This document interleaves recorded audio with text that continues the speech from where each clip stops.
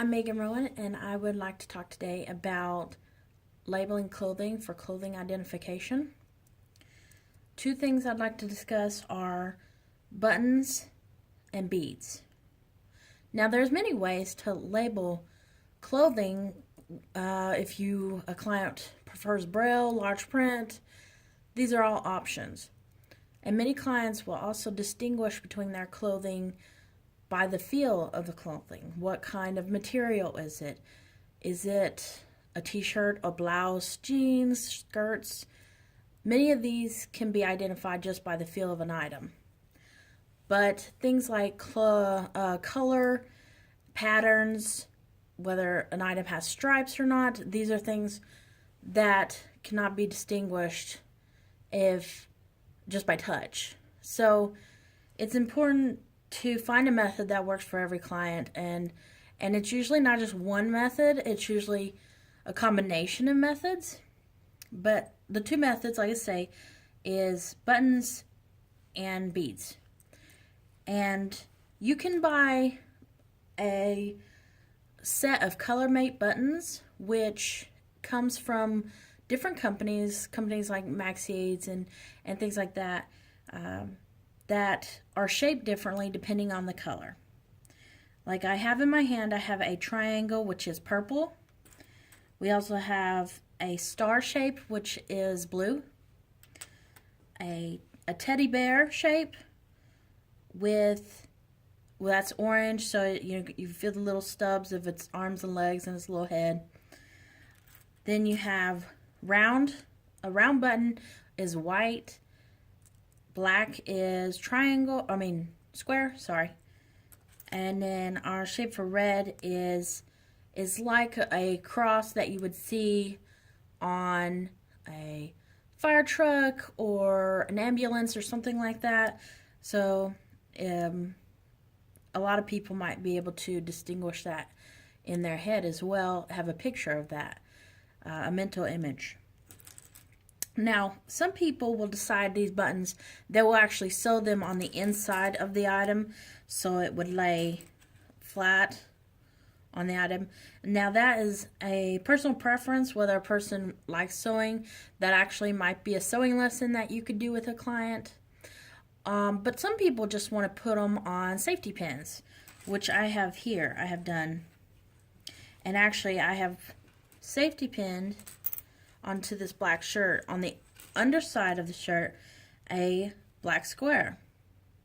Now, you might ask, well, what are we going to use our beads for? Now, beads can either be used to also distinguish color. The deal is you can't fit a whole lot of beads onto one safety pin. And so you might have to use multiple safety pins if beads was your only method of color identification. But also I have currently beads that are a little bigger, and they do make smaller beads for this kind of thing, so I could initially put 4 onto a safety pin. Right now I currently only have 3 on a safety pin. That's as max that I could put on this particular safety pin. Now, with safety pins, so let's say I can fit 4 onto a safety pin easily. We could use these as additional information. So maybe I'm using the buttons to label for colors, but what about patterns versus solids versus stripes? These kind of things, this button is not going to tell me anything about it.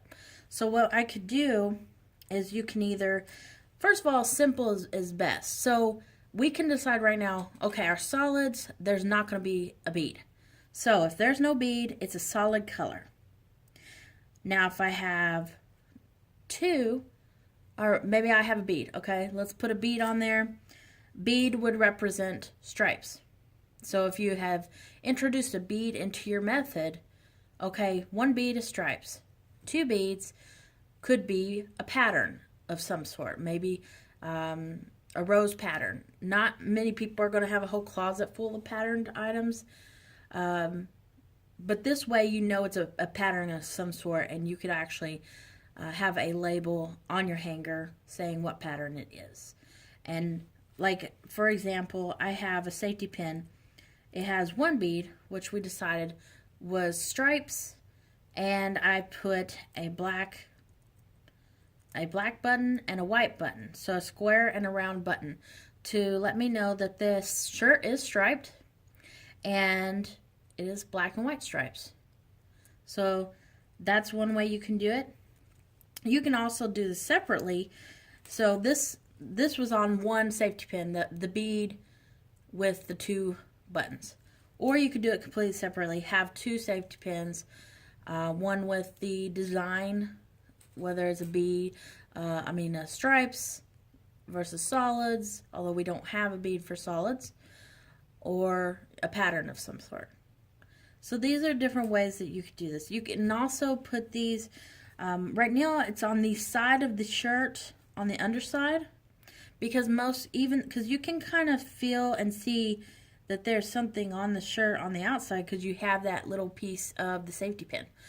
But if it's, first of all, most people aren't going to notice that, but if it's on your side, most people are definitely not going to notice it.